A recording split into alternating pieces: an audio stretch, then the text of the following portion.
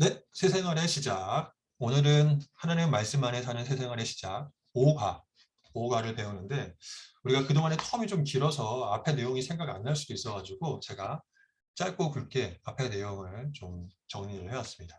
함께 보면서 자연스럽게 넘어갈게요. 자, 봅시다. 첫 번째 복습. 첫 번째가 그리스도와 함께하는 새생활의 시작. 특징 두 가지가 있는데 첫 과이기 때문에 이 첫 과의 가장 중요한 포인트는 예수님을 영접하고 나서 이 책을 처음 배운다라고 생각하면 될 거예요. 그렇기 때문에 예수님을 어떻게 만나야 되는지, 그분이 나에게 무엇을 주셨는지 선물에 대해서 이야기하는 시간들을 갖습니다. 그래서 예수님을 영접은 했는데 믿는다라고 고백했는데 믿는 거 맞아? 라고 생각하는 지체들을 향해서 첫 번째 구원의 확신을 줘요. 그래서 영접하면 예수님은 우리의 마음속에 계신다는 거예요. 내가 나쁜 짓을 하던 어떤 짓을 하던 상관없이 한번 내 마음속에 들어오시면 내가 믿는다라고 고백하면 예수님은 떠나지 않으신다. 그래서 그것을 꼭 기억했으면 좋겠다라고 했던 게 첫 번째 내용이었고, 두 번째는 예수님을 영접하고 나서 경험하게 된, 받게 되는 세 가지 선물이 있어요. 그게 새로운 관계, 그리고 새로운 생명, 체험입니다. 새로운 관계는 하나님과 우리와의 관계가 예수님 때문에 어떤 관계가 됐다? 자녀 관계가 됐다라는 거예요. 그리고 두 번째는 생명. 이 생명은 물리적인 생명을 넘어서서 영원한 생명을 소유할 수 있는 영적인 생명이다. 그래서 그때 얘기했던 것 같아요. 영원한 생명보다도 영적인 생명이다. 그렇기 때문에 이 생명은 영원하다. 근데 이 생명은 영원한 것뿐만 아니라 이 영적인 생명 때문에 하나님과 하나님의 자녀가 될 수 있다는 것. 그걸 강조했죠. 마지막 세 번째는 체험인데 우리는 세상에서 뭐라고 들을 수는 있어요. 그렇지만 하나님은 세상하고 다르게 우리가 어떤 삶을 살던 우리를 하나님의 자녀로서 절대로 포기하지 않고 끊이지 않으신다는 것. 하나님이 이런 세 가지 선물을 우리에게 주셨기 때문에 어떻게 하라? 세상에 주는 가치관에 낙심하고 좌절하면서 할 필요 없다는 것. 내가 조금 부족하고 연약하다 하더라도 하나님은 이 세 가지 선물로 인해서 우리를 어떻게 멋지게 인도해 주실 거라는 거지. 그것이 첫 번째 과였다는 거. 그리고 두 번째 과는 관계를 맺었어요. 그렇다면 이제는 교제하는 거죠. 그리스도와 교제하는 새 생활의 시작. 그래서 크게 세 가지인데 관계와 교제의 차이점. 관계는 하나님과 내가 자녀 관계로서 아버지 아들과의 관계가 된 거지. 그래서 이거는 영원 불변한 거야. 한번 맺어졌기 때문에 그 누구도 끊을 수 없는 거야. 그런 말 있잖아요. 피는 못 속인다고. 그렇죠? 그것처럼 한 번쯤 맺어진 관계는 내가 잘하건 못하건 그걸 떠나서 나는 평생 그분의 자녀라는 거지. 그래서 중요한 거는 하나님과 우리의 관계는 영원 불변하다.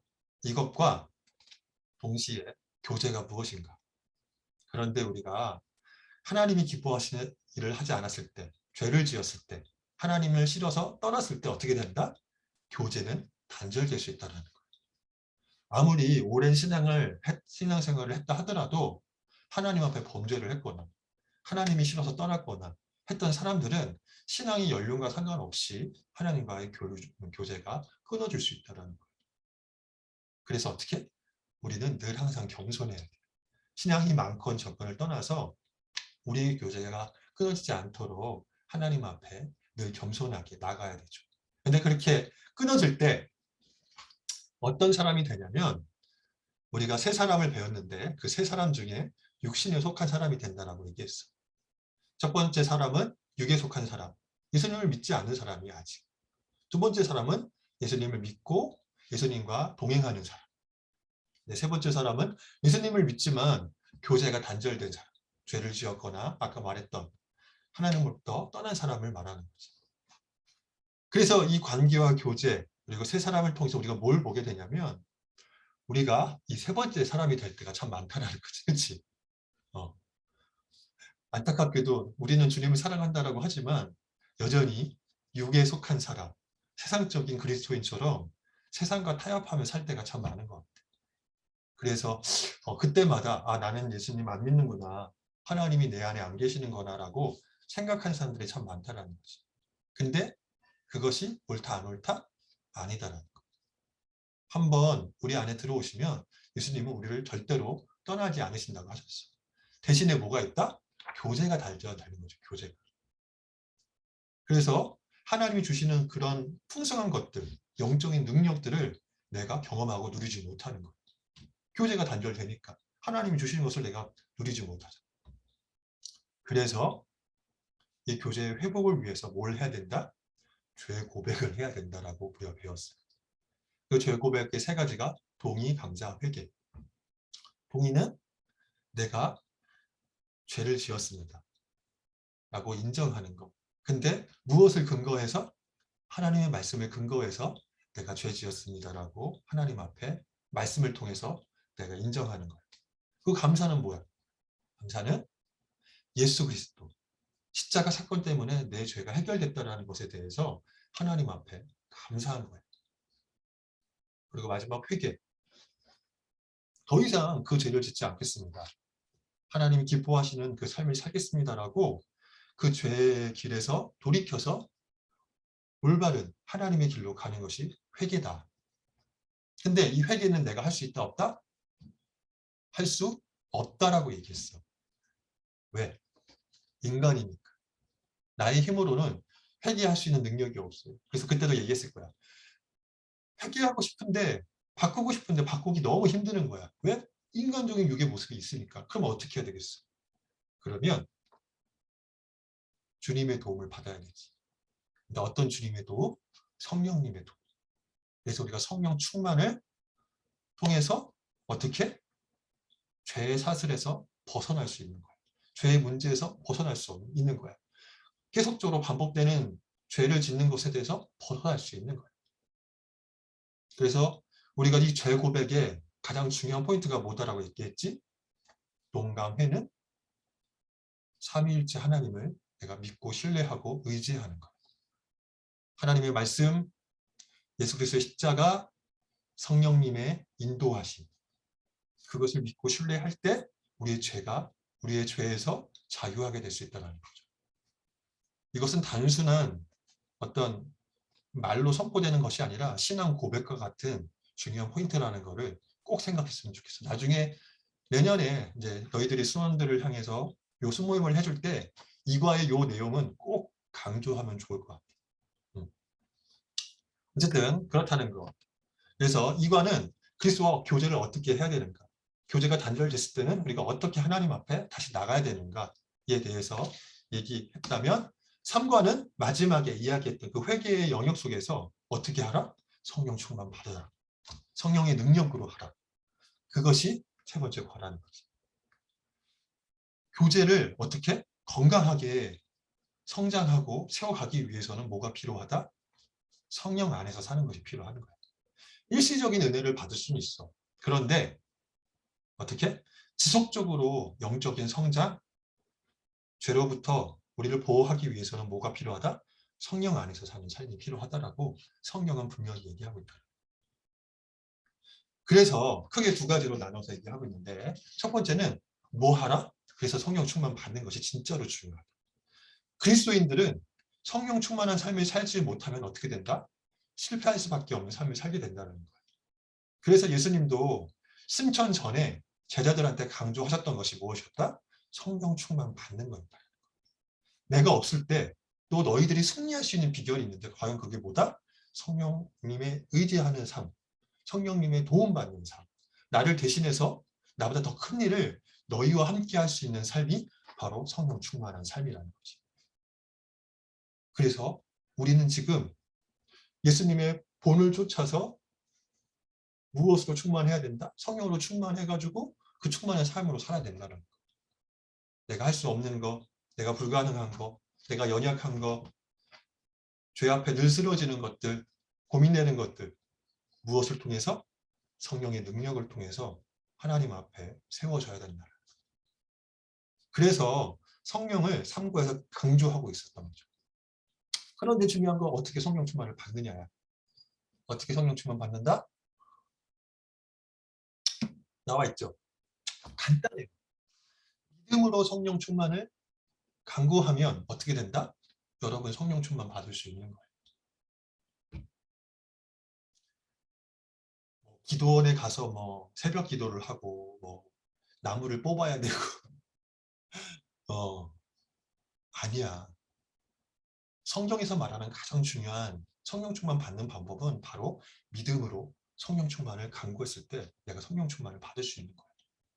근데 중요한 것은 진짜 믿어야 되는 거지. 진짜 믿어야 돼. 그렇다면 무엇을 믿을까? 제가 항상 믿음이라는 단어가 나오면 뭐라 연결해라 얘기했을까요? 기억나요? 믿음이 딱 나오면 뭐랑 연결을 해야 되죠? 무조건 믿음이라는 단어가 나오면 반드시 이것과 연결해요. 뭐냐면 하나님의 말씀. 믿음이란 기독교에서 믿음은요. 느낌이나 감정을 얘기하는 게 아니에요. 기독교에서 말하는 믿음은 하나님의 말씀을 믿는 믿음을 상징하는 거예요. 어떤 것도 우리는 믿지 않아요. 우리가 믿을 수 있는 가장 완벽한 대상은 삼위일체 하나님인데 그 하나님이 우리에게 어떻게 나타나셨나. 그거는 다른 것을 통해서 나타나신 게 아니라 말씀을 통해서 나타나신 거예요. 말씀이 육신에 되어서 예수님이 나타나셨고 말씀이 어떻게? 성령으로 어떻게? 우리 안에 역사하신다라는 거예요. 가장 중요한 불길은요. 믿음하면 반드시 말씀이 따라야 돼요. 누구의 말씀? 하나님의 말씀이죠. 다른 누구의 말씀이 아니에요. 그래서 어떻게? 믿음으로 성령 충만 받는다는 것은 성경의 말씀을 믿는 믿음으로 성령 충만을 받을 수 있다는 거예요. 근데 어떤 성경의 말씀? 그게 바로 밑에 나와. 하나님의 명령과 약속을 믿을 때 성령 충만을 받을 수 있어요. 그래서 우리가 두 구절을 삼가에서 배웠어요. 첫 번째 구절은 너무 잘 알고 있는 말씀. 술 취하지 말라. 얘는 방탕한 것이니 오직 성령 충만을 뭐하라? 받으라. 하나님이 성령 충만을 받으라고 말씀하셨어요. 취하지 말라고 하셨어요. 오직 성령 충만을 받으라고 얘기하셨어요.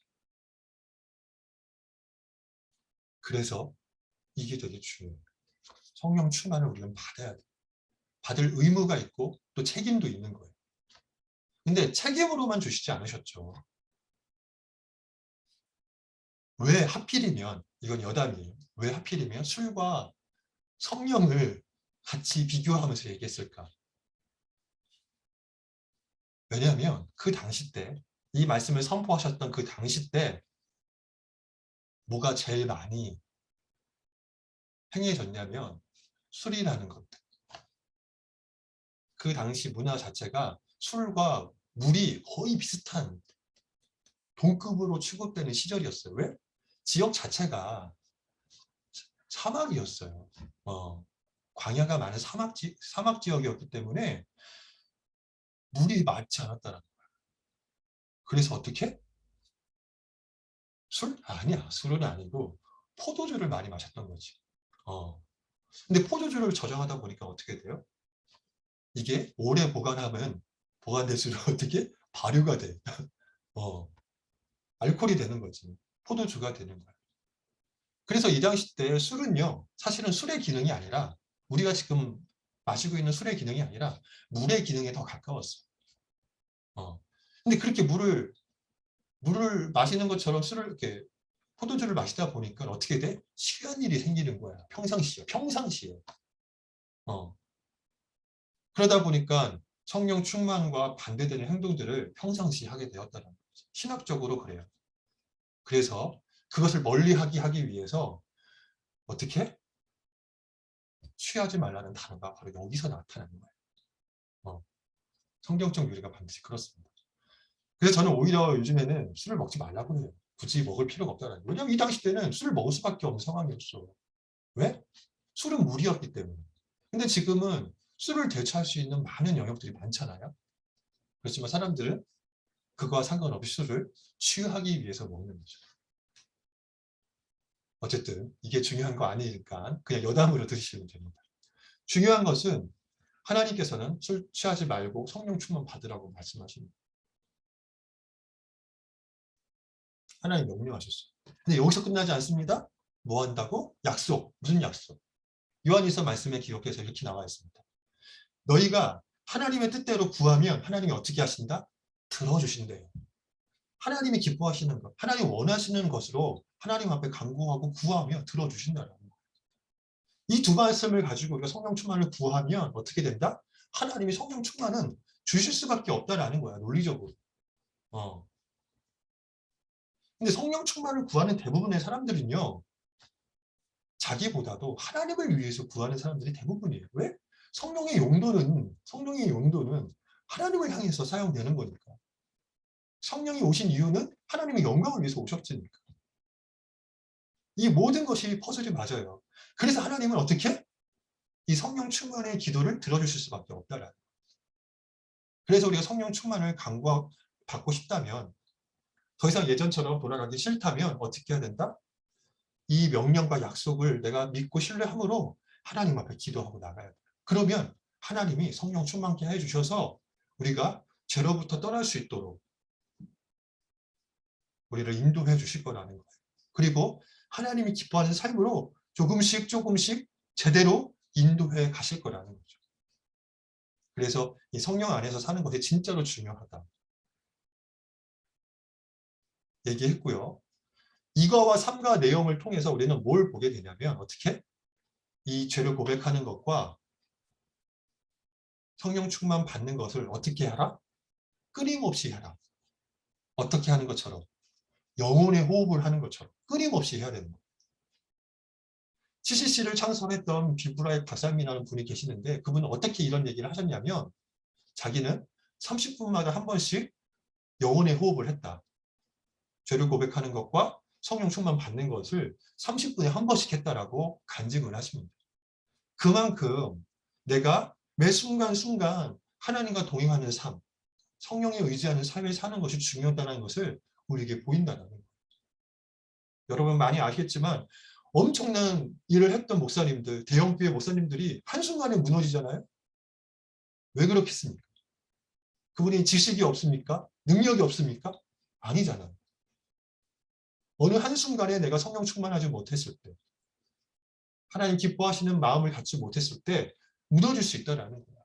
비단 지금에 있는 사람들뿐만 아니라 다윗과 같은 사람들도 순식간에 무너지는 경우들이 있었다는 거지.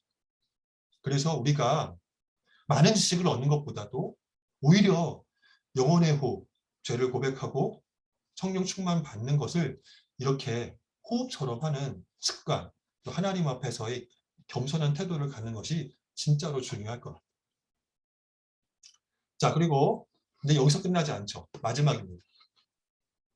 사과는 뭐 해야 된다? 그리스도 안에서 성장해야 된다. 여기서 이 만남에서 끝나는 것이 아니라 우리는 어떻게? 성장하는 삶을 살아야 된다고 하고 있어요. 야고보서 말씀에 의인은 믿음으로 말미암아 살리라. 우리가 살는 삶은요. 밥으로도 살지만 의인이라는 것, 하나님 기뻐하시는 의인이라는 삶은요. 무엇으로 산다? 믿음으로 산다. 제가 아까 얘기했죠. 믿음하면 뭐랑 연결하라? 하나님의 말씀입니다. 하나님과의 말씀. 하나님을 향한 믿음은 곧 다음에 나오는 세 가지를 통해서 얘기할 수 있어요. 뭐? 기도, 말씀, 순종. 이 세 가지를 통해서 어떻게 된다? 성장하게 될 것이다. 잘할 필요 없습니다. 기도 잘할 필요 없어요. 말씀도 많이 읽을 필요 없어요. 순종? 막 대단하게 할 필요 없어요. 중요한 건 뭐예요? 하나씩 하나씩 해가면 된다는 거예요. 이 세 가지 영역을. 그래서 기도는 하나님과 이야기하는 거예요. 기도 시간 정해가지고 기도할 필요 없다라는 거예요. 그냥 길에 가면서 하나님 제가 오늘 컨디션 좀 안 좋아요. 하나님 저에게 좀 힘을 주십시오. 이게 기도해요. 뭐 눈 감고 막 기도실 가서 막 기도할 그런 게 아니라는 거죠. 매 순간순간마다 하나님과 그렇게 기도하면 돼요. 말씀? 이미 여러분 안에 말씀이 많이 있어요. 여기 모태신앙도 있고 그렇죠? 많잖아요. 이미 들은 말씀 엄청 많아요. 여러분들의 삶 속에서. 새로운 말씀 묵상해야죠. 그런데 기존에 있었던 말씀도 내가 계속 묵상하고 그것에 따라 순종하려고 노력하는 것들이 진짜 더 중요하죠. 하나님, 내가 알고 있는 말씀이 내 삶 가운데 일어날 수 있도록 해달라. 말씀과 기도를 통해서 그 말씀의 능력을 얻을 수 있도록 해달라고. 어떻게? 하나님 앞에 나가는 거예요. 그리고 마지막 어떻게? 순종하는 거지. 순종. 행동하는 거야. 표현하는 거야. 야고보서에도 말하는 믿음은 말로만 하는 믿음은 썩은 믿음이다. 그렇게 얘기하잖아요. 행동하지 않는 믿음은 하나님 기뻐하시는 믿음이 아니라고 얘기하고 있어요. 그런데 저는 이렇게 생각합니다. 기도, 말씀, 순종 이 영역 역시도 결국은 우리의 힘으로 할 수 없다는 거예요. 성령의 능력이 필요하고 그리고 뭐가 필요하다? 이렇게 함께 있는 사람들이 필요하다는 거예요. 혼자서 할 수 없어요. 여러분 혼자서 집에서 하나님 말씀 보고 기도하고 합니까? 간사인 저지만 저도 그게 쉽지 않아요. 우리 사모님은 저한테 그런 얘기 하더라고요. 박민석 간사님은 하나님 앞에 은밀하게 기도하고 은밀하게 말씀 묵상하는 것 같다고. 어, 아내도 재택근무하고 저도 거의 재택근무할 시간들이 많은데 그런 상황 속에서 아내가 그런 얘기를 하는 거예요. 은밀하게 기도하고 은밀하게 말씀 보시는 거 아니냐. 많이 찔리죠. 부족합니다. 그렇기 때문에 기도와 말씀 순종 역시도 혼자 할 수 없다라는 거예요. 저는 이걸 강조해주고 싶어요. 그렇기 때문에 교회가 CCC라는 공동체가 그리고 이렇게 함께하는 동역자들이 진짜로 중요한 거죠. 특별히 캠퍼스 생활 속에서 더 그런 것 같아요. 믿는 친구들보다도 믿지 않은 친구들이 많잖아요. 그렇기 때문에 이 공동체를 통해서 기도와 말씀을 순종하는 것, 이것을 형식적이고 뭔가 재미없게 배우는 것보다도 함께 나누고 소통하면서 알아가고 배워가는 시간들을 가졌으면 좋겠어요. 그래서 우리가 성장하기 위해서는 이제 믿음 안에 살아야 되는데 이 세 가지를 통해서 성장할 수 있다고 배웠습니다. 자, 그러면 오늘은 뭘 할 거냐면 이 세 가지 영역들에 대해서 우리가 함께 배워보는 시간들을 갖습니다. 자, 오늘은 첫 번째 하나님의 말씀 안에 사는 새 생활의 시작을 배울 겁니다. 오늘 이 자체 강의는 길지 않을 거예요. 굉장히 짧아요. 여러분 너무 쉽기 때문에. 그래서 짧고 굵게 끝낼 테니까 나머지 시간들은 자유하게 푹 쉬면 될 것 같고요. 그리고 오늘 말씀은 지식적인 것보다도 제가 나중에 숙제를 내줄 거예요. 그 숙제의 포인트가 더 크기 때문에 그 시간을 꼭 함께 했으면 좋겠습니다. 자, 그러면은 쭉 한번 볼게요. 자, 맞다. 제가 안 보내줬죠. 그쵸? 책이 없는 사람도 있으니까 제가 교재 내용을 한번 보내드릴게요. 잠시만 기다려주세요.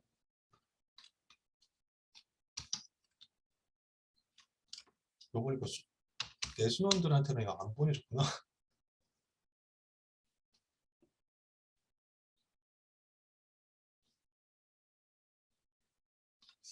아하, 핸드폰에서 봤네.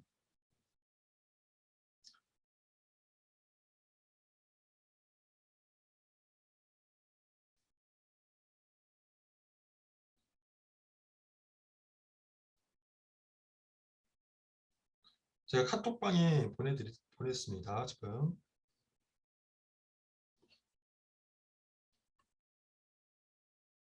공지방에 올렸어요. 그래서 그거 참고하셔서 오늘 강의 보시면 될 것 같습니다.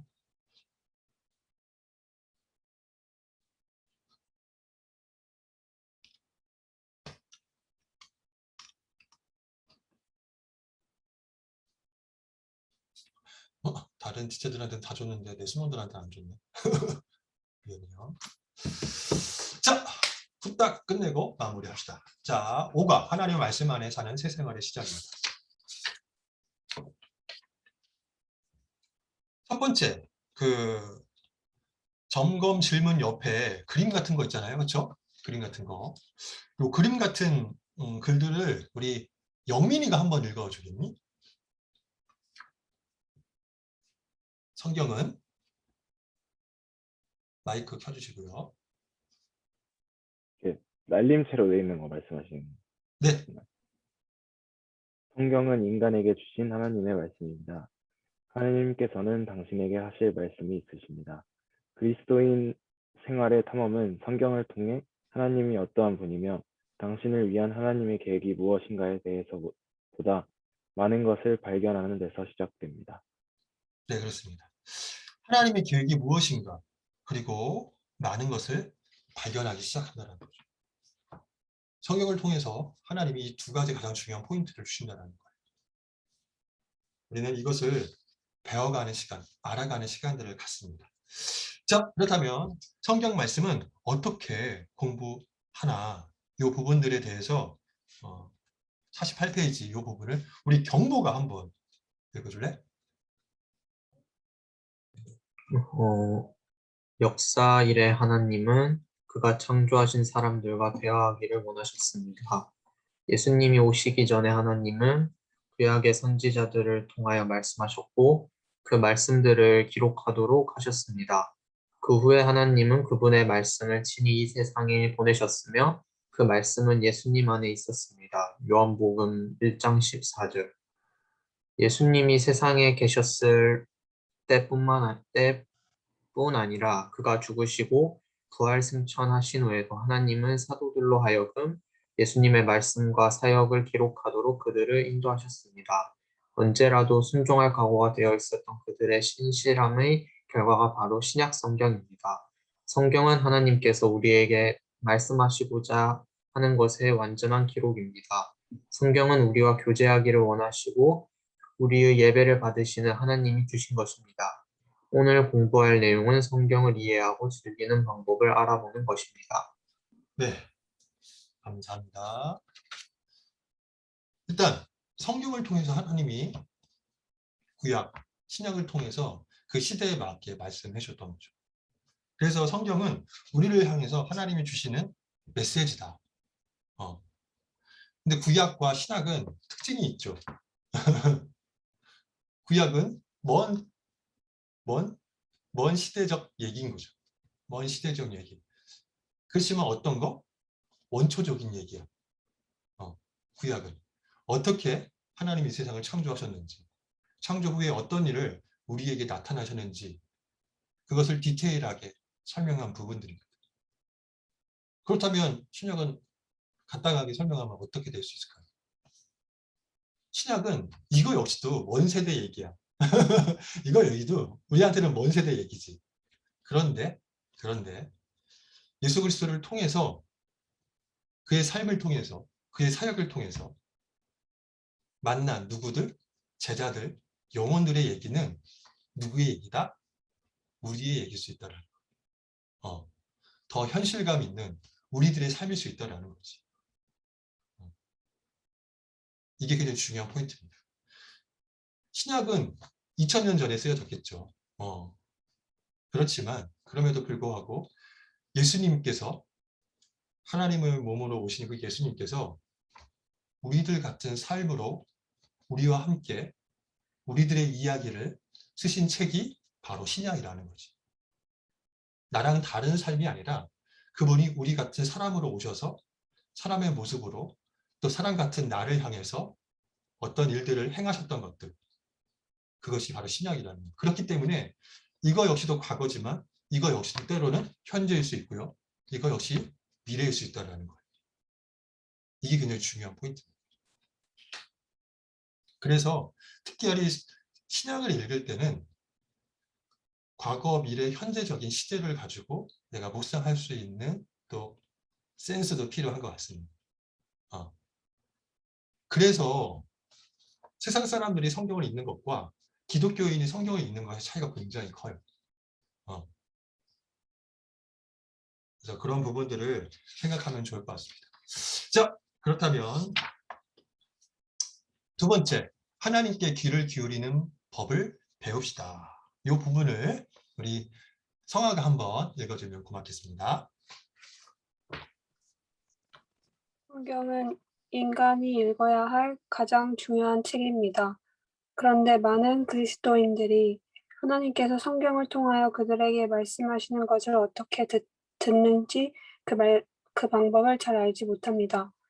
하나님과의 의미 깊은 관계는 하나님이 우리에게 말씀해 주시는 것을 잘 듣고 이해하는 것에 달려 있습니다.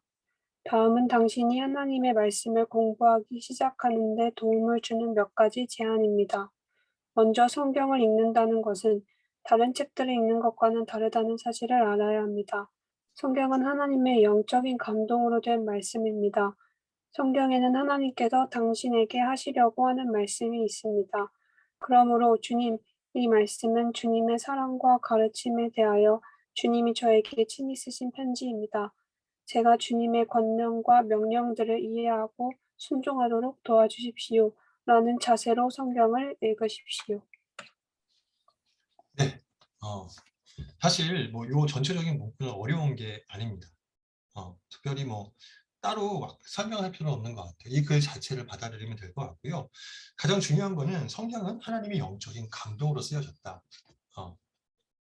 그래서 이제 간사님 같은 경우는 이제 순모임을 하거나 믿지 않는 사람들과 이런저런 얘기, 이렇게 성경적인 얘기를 할 때, 그리고 초신자들이 이제 하나님의 말씀을 이제 배울 때 특징 중에 하나가 뭔지 압니까? 성경에 대해서 어렵다라는 거예요. 나름 쉬운 어떤 성경 구절을 주고 뭘 하더라도 있잖아. 태신자들, 초신자들, 믿지 않는 사람들이 이 성경에 대해서 묵상하는 것이 너무 힘들다는 거예요. 아까 말했던 것처럼 왜 그러냐면 단순한 책이 아니라 영적인 감동이 있는 책이라는 거지. 그리고 믿지 않는 사람들한테는 이게 공감할 수가 없어요. 왜? 아까 그랬잖아요. 영적이지 않는 사람이 성경을 읽으면요. 사실은 이해하는 것을 거의 할 수 없다라는 거예요. 이해하기 힘들다라는 거예요. 성경은 영적인 생명이 있는 사람이 영적인 생명이 있는 하나님의 말씀을 어떻게 깨달을 수 있기 때문에. 그래서 우리가 영적이지 않으면, 영적으로 우리의 삶들을 세워가려고 하지 않으면 하나님 말씀을 깨달을 수가 없어요. 그래서 제가 저번에 이제 책 볼 때 그 얘기했던 것 같아요. 하나님의 음성을 깨닫기라는 그 부분을 간단하게 설명했던 것 같은데 거기에서 그 얘기를 했던 것 같아요. 하나님의 말씀을 제대로 묵상하지 않는 사람, 예수님을 영접하지 않는 사람, 하나님의 말씀을 제대로 묵상하지 않는 사람은 하나님의 말씀을 깨달을 수가 없어요. 하나님의 음성을 들을 수가 없어요.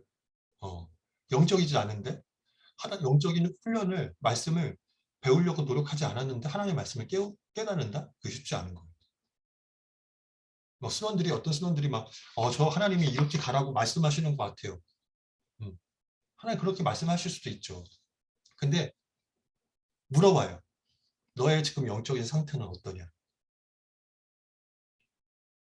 근데 대부분은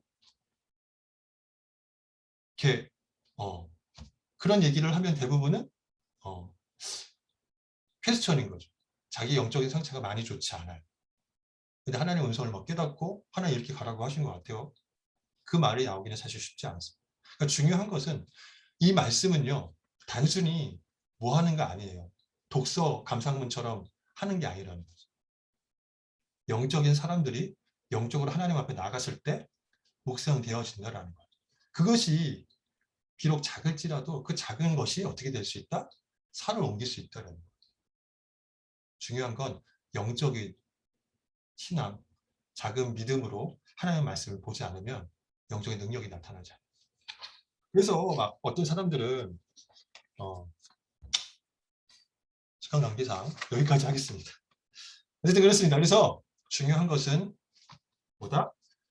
영적인 감동이 있는 책이기 때문에 우리가 영적으로 하나님의 말씀을 어떻게 묵상하려고 노력해야 된다. 하나님 앞에. 그것이 필요하다는 거예요.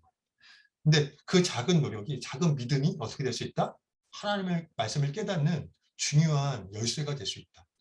그래서 때로는 이 말씀이 어려울 수도 있는데 때로는요 너무 쉬울 수 있는 거예요. 왜? 말씀에는 답이 없어요. 이렇게 말하면 또 이단이 될 수 있긴 한데 중요한 것은 여러분이 진짜 작은 믿음, 그 작은 믿음대로 말씀을 묵상하려고 할 때 하나님 거기서 주는 깨달음이 있다라는 거예요.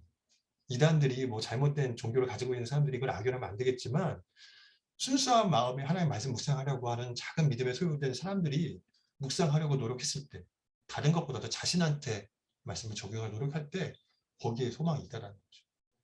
그래서 여러분의 누구보다도 이 말씀 안에 멋지게 살 수 있는 사람이 될 수 있다는 거예요. 자, 넘어가겠습니다. 거의 다 끝났어요. 성경 공부를 위해 준비해야 될 게 있죠. 이제 어떻게 성경 공부를 하는지 이제 보는 거죠. 자, 이 윗부분을 이제 우리 병수 선생님 한번 읽어주시면 좋겠습니다. 성경과 함께 펜과 이 부분을. 네. 성경과 함께 펜과 노트 그리고 공부할 조용한 곳이 필요합니다. 이 기회에 성경 공부와 묵상을 위한 예쁜 노트를 마련하기를 권합니다. 성경을 공부한 날짜를 기록해 놓는 것도 좋습니다. 당신이 성경을 공부할 때 성령께서 당신을 인도해 달라고 기도하십시오.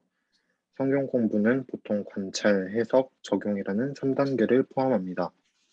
네, 감사합니다. 노트, 요즘에 노트 많이 안 쓰죠.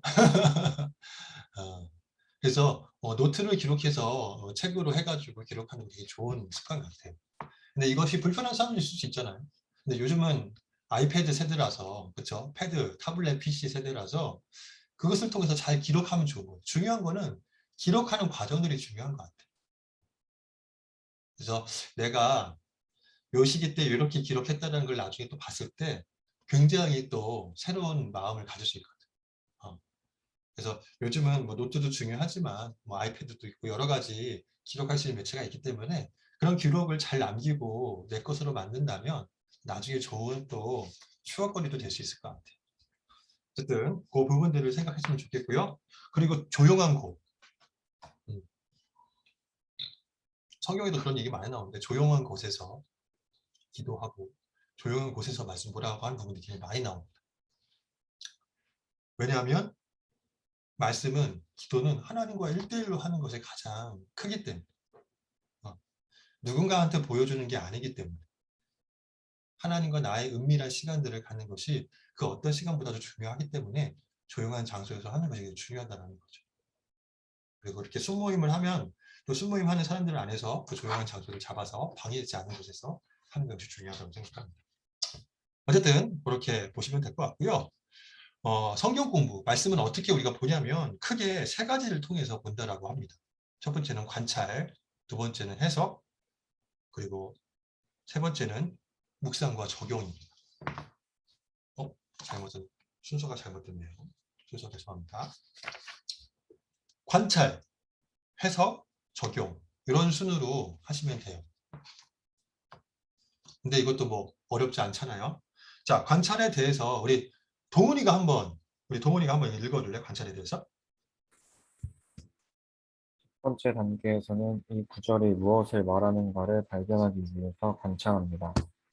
당신이 읽은 구절이 무엇을 말하는가에 정신을 집중하면서 여러 번 읽거나 육하원칙을 통해 그 구절을 관찰할 수 있습니다. 네. 저는 가장 중요한 부분들인 것 같아요. 원래 보통 시작이 반이라는 속담이 있잖아. 그치? 읽으면 돼. 읽으면 게임 끝나는 거야. 읽기 전까지 엄청 고민 많이 하잖아. 그치? 근데 읽어보면 된다는 거지.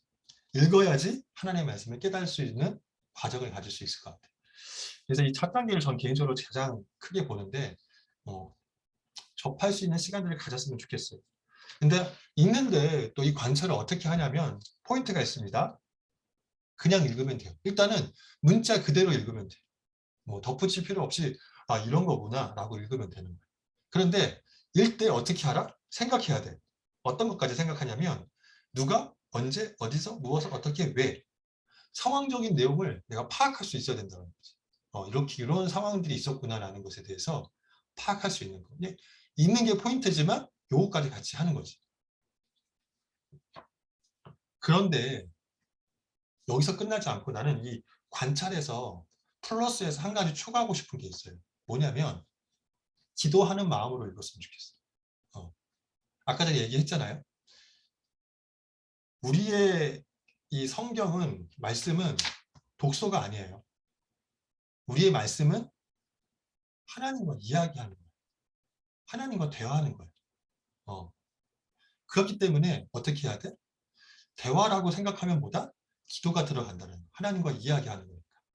그래서 이 기도를 통해서 하나님, 내가 이 말씀을 잘 관찰할 수 있도록 주님 도와주세요. 하나님, 나에게 무엇을 말씀하는지 해주시는지 내가 잘 들을 수 있도록 해주세요. 라고 하는 접촉점이 필요한 거죠. 저는 기도가 없으면요, 세상에서 생각하는 독서랑 다를 것이 없다고 생각해요. 그래서 저는 성경을 꼭 볼 때 여러분들이 이 기도하는 습관, 그리고 하나님, 그러니까 이 기도라는 거는 주문이 아니라 하나님 앞에 내가 성경을 잘 묵상할 수 있도록 도와달라고 도움을 요청하는 거예요. 하나님께 이야기하는 거죠. 그렇게 이 관찰을 시작했으면 좋겠습니다. 관찰이 어렵지 않습니다. 그다음에 두 번째 해석인데요. 요 해석 제가 한번 읽어드릴게요. 두 번째 단계는 이 구절은 무엇을 의미하는가를 살펴보는 것입니다. 그리고 이 단계에서 이 구절은 하나님과 인간에 대해 무엇을 말하는가에 대해 찾아보는 것입니다. 의미. 이거는 세상에서 말하는 의미 파악, 주제 파악. 주제 파악 말이 좀 억양이 좀 이상한데 어쨌든 의미 파악, 주제 파악하는 거죠. 어떤 의도로 그것을 얘기했는지. 근데 이것도 역시 주제 파악이긴 하지만 하나님이 나에게 무엇을 말씀해 주시는지 하나님 앞에 기대하면서 구하면서 하는 과정들이 필요하다라는 거지. 그런데 특별히 포인트가 있어요. 찝어줬어요. 하나님과 인간에 대해서 무엇을 말하는가. 하나님과 인간에 대해서 무엇을 말하는가. 성경은요, 가장 큰 핵심은 뭔지 아십니까? 하나님이 우리에게 주시는 말씀이라는 거예요. 하나님이 우리에게 주신 말씀이 무엇인가를 깨닫는 거예요. 근데 거기서 또 특징적인 부분들이 한 가지가 있다면 뭐냐면 성경을 통해서 우리가 하나님이 어떠신 분이신지 알 수 있어요. 성경을 통해서 하나님이 어떠신 분, 하나님의 정체성, 하나님의 특징, 하나님의 모습. 때때로 하나님은 어떻게 나타나셔요? 예수님으로 나타나셨잖아요. 성령님으로 나타나셨잖아요. 근데 그분들로 나타나셔서 우리에게 어떤 기적과 이적을 베푸시고 어떤 교훈을 주셨는지는 다 다른 거예요. 중요한 건 초점은 어디에 있다? 하나님께 있는 거예요. 하나님이 어떠신 분이시고 우리를 향해서 어떤 일을 행하셨는지가 성경에서 말하는 가장 중요한 포인트라는 거지. 말씀을 읽을 때 어떤 하나님이 나한테 어떤 교훈을 주시는지 어떤 메시지를 주시는지를 들으려고 노력해야 된다는 거죠. 그냥 단순히 주제 파악이 아니라 중요한 포인트가 바로 거기에 있어요. 그래서 우리가 말씀을 묵상할 때 세상적인 사람들과 성경을 묵상하는 거에 차이가 있는 게 바로 거기에 있는 거예요. 우리는 이미 어느 정도 포인트, 가이드라인을 알고 있기 때문에 그 가이드라인을 가지고 성경 말씀을 묵상할 수 있다는, 의미를 파악할 수 있다는 거죠. 그런 관점으로 성경을 접근하면 됩니다. 자, 세 번째, 묵상과 적용입니다. 세 번째 단계에서는 이 구절의 의미를 묵상하며 이 구절을 어떻게 나의 생활에 적용하는 데 있는가가 있다는 거죠. 적용이에요. 제일 중요한 건 바로 여기죠. 내가 내 것으로 만들어야 돼. 하나님의 말씀을 내가 어떻게 내 삶 속에서 실천해야 되는 거예요. 이게 진짜 중요하잖아요. 그래서 제가 순모임하고 있는 순원들한테, 여기 제 순원들 반 정도 있는데 항상 얘기해요. 순모임 하면은 모르는 말씀 아니거든. 다 아는 말씀이야. 왜? 우리는 이미 10년 이상 모태신앙인 경우는 평생 하나님 말씀 들어왔던 사람이에요. 근데 변화되지 않잖아. 달라지지 않잖아. 그래서 그 갈급함 때문에 신실한 공동체가 온 거잖아. 그렇지? 왜 변하지 않을까요? 하나님의 말씀을 듣기는 했는데 실천하고 적용하는 데는 너무 못하는 거야. 너무 못해. 써먹지 못하니까. 알잖아. 주일만 거룩하고 월, 화, 수, 목, 금, 토까지 세상적인 사람들한테 푹 빠져서 거기에 맞춰서 살아가고 있잖아요. 영향력을 발휘하고 싶어도 그 세상적인 사람들이 너무 많으니까 말씀을 실천하기 너무 어렵잖아. 그렇지? 그래서 어떻게 이것을 적용하는 훈련을 받아야 되는 거예요. CCC라는 공동체가 좋은 게 매주 순모임을 하면서 그런 점검이 될 수 있다는 거예요. 매주 순원들, 순돈들, 순장들과 같이 순모임을 하면서 점검할 수 있어요. 최소한 못 지키더라도 내가 그거를 못했구나. 다음 주는 할 수 있도록 노력해 보겠습니다. 계속 점검하는 과정들을 가질 수 있다는 거예요. 지금 비대면이라서 실질적으로 함께 할 수는 없지만 사실 대면이면 좋은 게 시민들끼리 나중에 막 2, 3학년 때부터는 같은 수업 막 듣거든. 그러면서 그 시민들끼리 같이 몰려다니면서 또 어려움 속에서 갈등이 있는 부분 속에서 같이 또 고민하고 또 같이 그 문제를 해결하는 경우도 많거든. 우리 성아 같은 경우는 항상 늘 프로젝트가 긴장의 연속이잖아요. 그렇죠? 저도 대학원 때 진짜 프로젝트 잘못한 사람 만났다가 진짜 고생 많이 했거든. 근데 그런 일들도 같이 그런 어려움을 겪고 있는 사람들과 함께 마음을 나누고 어떻게 문제를 해결해야 할지 함께 고민하고 말씀을 통해서 답을 찾아내고 함께 실천하는 과정들, 점검하는 과정들, 끌어주고 당겨주는 과정들을 갖게 되는 거지. 그래서 이 해석과 적용들이 굉장히 중요한 거죠. 이 적용에 대한 부분이 되게 중요하다는 거예요. 그래서 야고보서 말씀도 행하지 않는 믿음은, 순종하지 않은 믿음은, 실천하지 않은 믿음은 어떤 것이다? 죽은 믿음이라고 강조하는 바로 그거예요. 우리가 성장하기 위해서는 하나님의 말씀을 실천해야 돼. 순종해야 돼. 그래야지 어떻게? 하나님이요.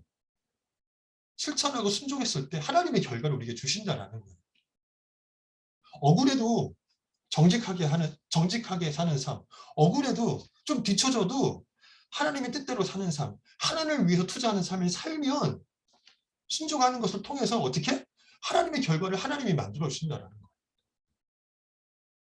그래서 그 실천할 수 있는 계기를 잡아야 되는 거지. 그래서 이 기회를 통해서 다시 한번 우리 지체들에게 전해요. 배우고 아는 것보다 더 중요한 것도 있다. 뭐? 순종하고 실천하고 적용하는 삶을 살아야 된다. 그것이 혼자 하기 힘들다면 어떻게 하라? 함께 끌어주고 밀어줄 수 있는 이 지체들과 함께 그 마음을 나눴으면 좋겠다. 졸업하기 전까지 단번에 되는 건 없어요. 졸업하기 전까지 공동체 안에서 그런 훈련들을 함께 해 나갔으면 좋겠어요. 네. 그래서 이 실천에 대한 부분들을 어떻게 우리가 볼 수 있냐면 순종해야 될 명령들이 있는가, 요구할 수 있는 약속, 하나님이 약속해 주시는 것이 있는가, 하나님 책임져 주시는 것이 있는가. 그냥 순종하는 거 아니에요. 우리는 약속이 있기 때문에, 백이 있기 때문에 할 수 있는 거예요. 진짜로. 뻔뻔하게 하나님 내가 순종할 텐데 하나님 인도해 주십시오라고 기도할 수 있는 믿음도 있어야 된다. 말라기서에 하나님이 11조 한번 도전해 보라고, 11조를 한번 해보라고, 나를 향해서 그 11조에 대한 시험을 나를 향해서 한번 해보라고 하나님 말씀하십니다. 11조 하면 말라기인데 말라기에서 그 11조를 통해서 하나님이 자기를 시험하라고 말씀하세요. 네가 한번 나를 향해서 그 11조를 시험해봐. 내가 반드시 채워줄게. 그렇게 말씀하십니다. 좀 말씀에 근거해서 얘기하는 거지 여러분한테 11조 하라는 얘기 아니에요. 오해하면 안 돼요. 그만큼 순종하는 것, 실행하는 것이 중요하다는 것을 말라기 말씀을 통해서 보게 되는 거예요. 결국 그것이 하나님의 결과를 만들 수 있는 접촉점과 계기가 된다는 거죠. 그리고 고백할 죄가 있는가, 바꿔야 할 때 마음과 태도가 행동이 있는가, 본받아야 될 모범이 있는가, 이 영역들을 가지고 우리가 어떻게 실천하고 적용하는 거예요. 그런데 여기서 끝나지 않고 저는 한 가지 더 추가하면은 혼자 하면 안 된다는 거. 혼자 하면은 패한대요. 성경이 말씀에. 혼자 하는 패하거니와 두세 사람, 기도의 삼겹줄은 끊어지지 않고 두세 사람 모인 그곳에 내가 너희와 함께한다. 말씀하셨습니다. 혼자 하면 실패합니다. 그래서 이 실천과 적용 역시도 함께 해야 되는 거예요. 믿는 사람들끼리. 그 부분들을 강조하고 있습니다. 네, 다 했네요. 끝났습니다. 그래서 오늘 말씀을 통해서 말씀을 어떻게 배우냐? 관찰해서 적용을 통해서 우리가 할 수 있다. 근데 이것을 혼자 하면 힘들기 때문에 함께 해야 된다. 이것을 점검해주고 밀어주고 끌어줄 수 있는 사람들이 필요하다. 그 부분들에 대해서 봤어요. 그래서 여러분들에게 도전하고 숙제를 내겠습니다. 백문이 불여일견이에요. 말이 꼬이냐. 이거 역시도 그냥 말로 여러분한테 설명하면은 전혀 도움이 안 되죠. 실천할 수 있는 계기를 여러분들한테 드리고 싶어요. 우리가 지금 아기모 하고 있잖아요. 하나님의 말씀을 묵상하고 나누는 시간들을 하고 있습니다. 그래서 숙제가 뭐냐면 요번 주, 다음 주 중으로 아기모 1회를 꼭 참석하기. 아기모 1회 정도를 참석해서 함께 하나님 말씀 묵상하고 나누는 시간 갖기.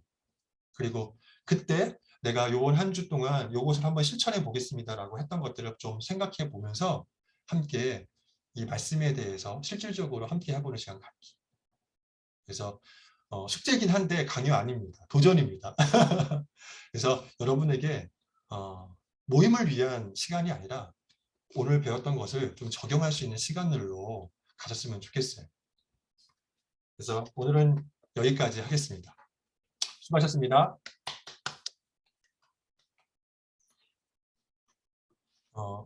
기록을 여기까지 할게요.